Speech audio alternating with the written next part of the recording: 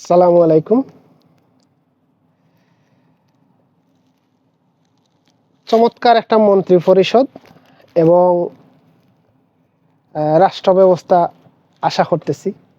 আজকে যে যে প্ল্যাটফর্ম তৈরি হয়েছে জামাত ইসলামের নেতৃত্বে ইসলামী সমমনা দল এবং সবচেয়ে চমক হইল কর্নেল অলি সাহেব আসছেন এখানে এলডিপিতে।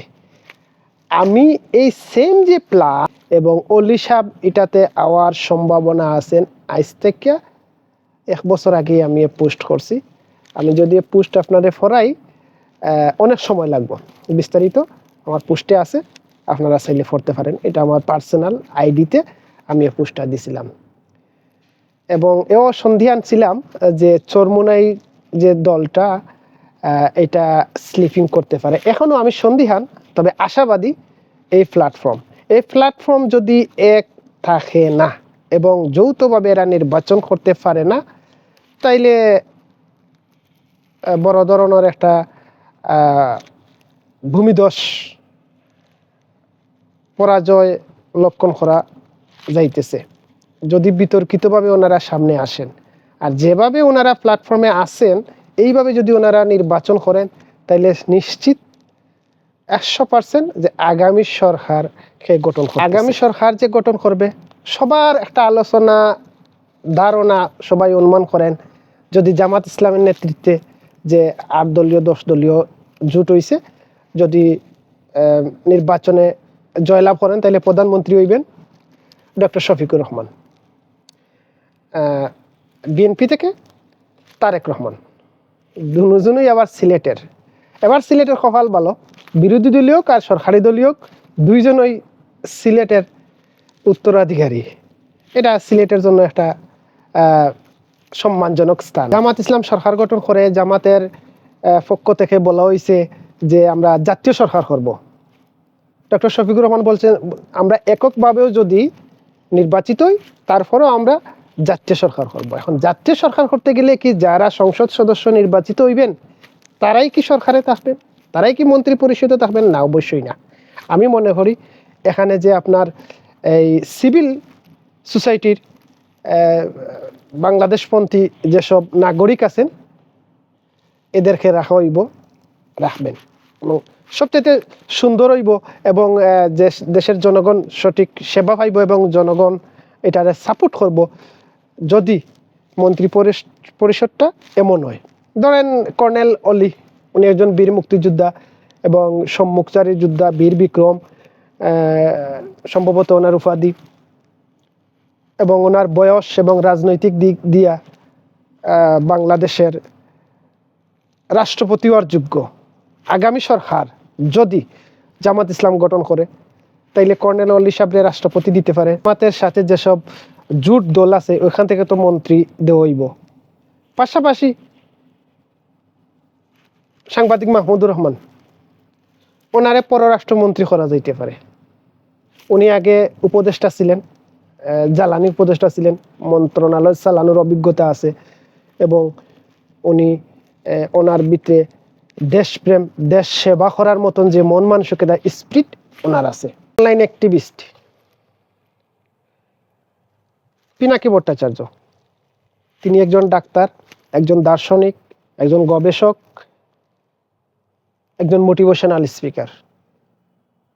জামাত ইসলামের নেতৃত্বে সরকার গঠন করলে যদি মাহমুদুর রহমান সাহেব, পিনাকি ভট্টাচার্য স্বাস্থ্য মন্ত্রণালয় দেওয়া হয়, উনি যে কোনো মন্ত্রণালয় চালানোর মতন যোগ্যতা আছে, এই মন মানসিকতা ওনার আছে।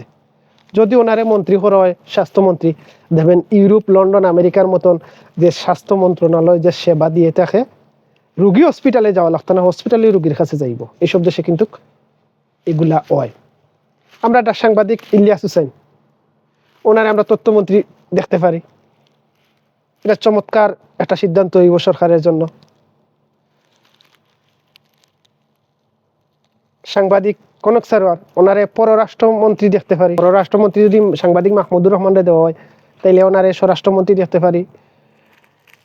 এই ধরনের মানুষ যে নিয়া যদি জামাত ইসলাম সরকার গঠন করে, তাইলে যে জামাত ইসলাম নিয়া বহির্বিশ্বে যেসব প্রপাগান্ডা ছড়ানো হয়, যেসব ট্র্যাকিং করা হয়, এগুলা যাই যে বা যারা করে না কেনে করিয়া এগুলা কোনো মাঠ পাইতো না। কারণ একজন প্রেসিডেন্ট বীর মুক্তিযোদ্ধা এবং তিনি জাতীয়তাবাদী রাজনীতি করে আসছেন, নিজস্ব দল আছে। এবং পিনাকি ভট্টাচার্য, ওনার ওয়ার্ল্ডে একটা পরিচিতি আছে, বাংলাদেশের মানুষের প্রতি একটা গ্রহণযোগ্যতা আছে। তাহলে মিশ্রণ একটা জাতীয় সরকার যদি হয়, সর্বদলীয় একটা সরকার যদি হয়, চমৎকার একটা মন্ত্রী পরিষদ দেশের জনগণ পাইব এবং আসলেই জনগণের সরকার হইব। যদি জামাত ইসলাম সরকার গঠন করে না, অন্য যে কোনো দল, বিএনপি করব, দুইটা দল তো করবই, এই দুই দল বর্তমানে প্রথম সারিতে।